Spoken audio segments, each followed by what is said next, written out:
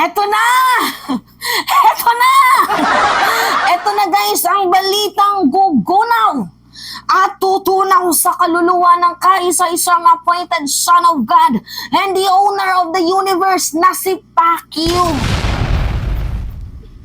Bakit? Eto, basa. Sabi dito, PNP nakahandang tumulong sa pagsisilbi ng sabina kay Kibuloy. Iba talaga, no? Ang himpilan ni Senator Risa Hontiveros, talagang literal na matabang. Walang inuurungan para sa hustisya, para makamit ng mga di umano'y biktima ang totoong kalayaan. Talagang hindi inurungan, no? Ni Senator Risa Hontiveros, itong self-proclaimed appointed son of God, itong anak ng Diyos, na itong si Pastor Apollo Kibuloy, talagang walang pinapalagpas sa kanyang kamay. Talagang literal na no one is above the law. Yan, resulta ng karma na yan. Pati ba naman kasi 11 years old, tinitirada no? Yan yung sabi ng US Embassy, 11 years old, tinitira. Parang nga po muna din yun, huy, gising. Diba? Nakatakas ka na for almost a decade.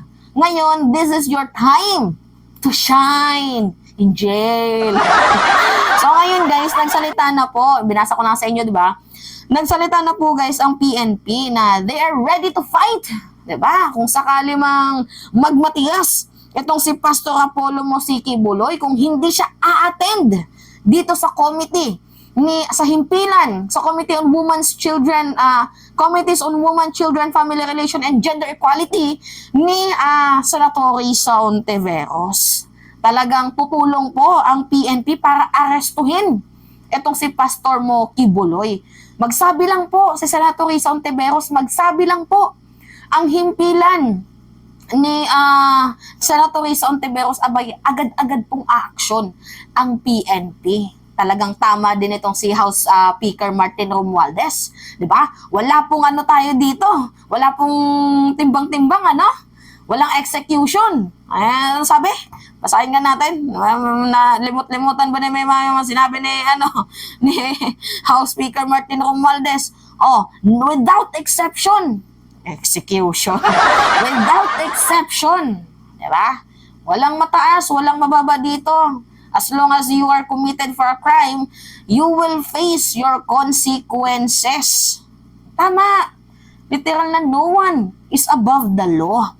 So anyway guys, kinumpirma na rin po guys. Ito, basahin natin Hontiveros, Kibuloy's camp has received a Senate subpoena. So kumpirmado na po na natanggap na ng kampo at pirmado na din po ito.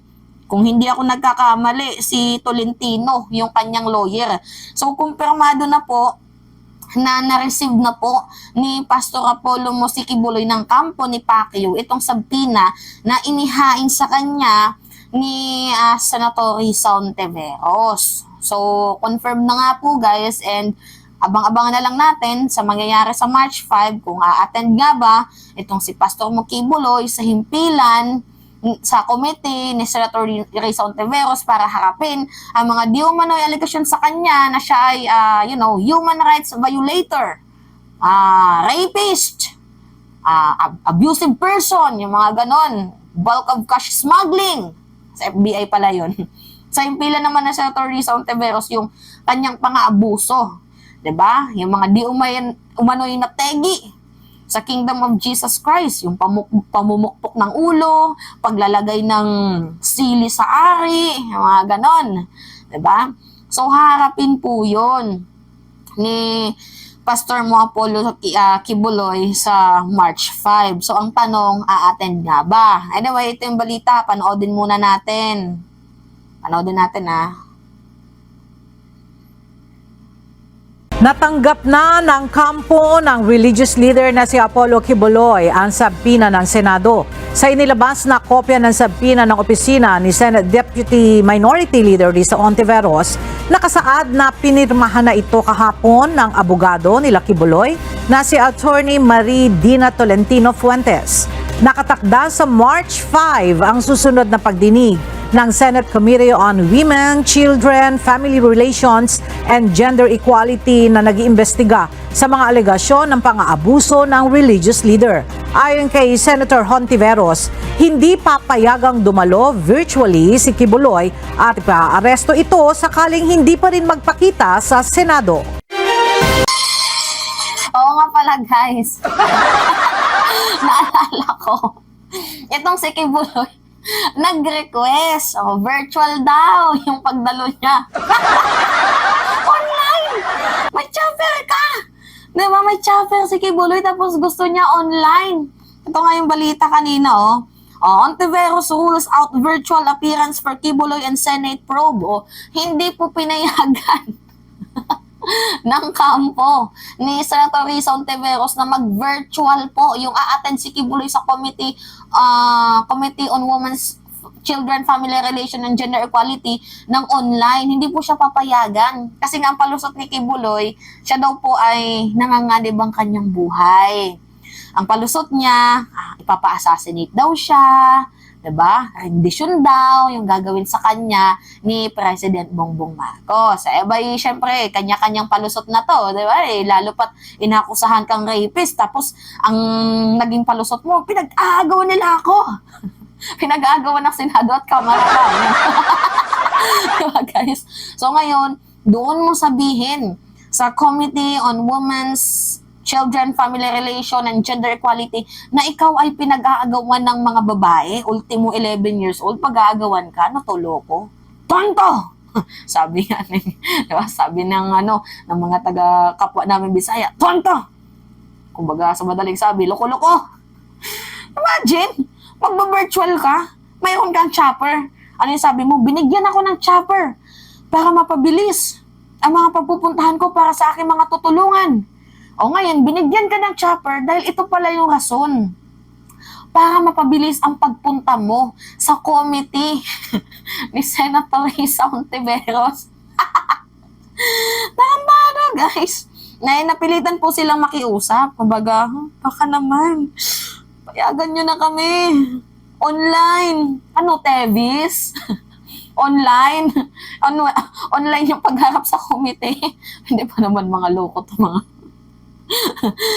Ngayon, ang ginawa sa himpilan ng Senator Risa Hontiveros, hindi. Kailangan namin yung appearance mo. No one is above the law. Appointed son of God ka, hindi ka magpapakita. Kung si Jesus nga, hinarap yung mga aligasyon sa kanya, pinako na sa cross, tapos ikaw, hindi. Ano yun? Diba? Humingi guys pala online. Anyway, natawa lang ako. Online. So ngayon, sa abogado ni Kibuloy, kung sino man ang nagpayo sa'yo, pakiusap, please lang po, wag yung ginagago si Kibuloy. Pinapahiya niya po at nilalaglag niya ang kanyang sarili. Kaya nga, kung sino man yung tarantado na abogado nito, or kung hindi man to binigyan ng advice ng abogado, itong si Kibuloy, kasi daming satsat satsat ng satsat wala naman sa hulog ang mga pinagsasabi maswerte na lang siya kung hindi siya patulan ng Malacanang, diba? So, satsat na ng satsat. Ngayon, dito mo ilabas yung boses mo. Hindi yung ang daming satsat, ang daming salita ba? Diba? Humarap ka.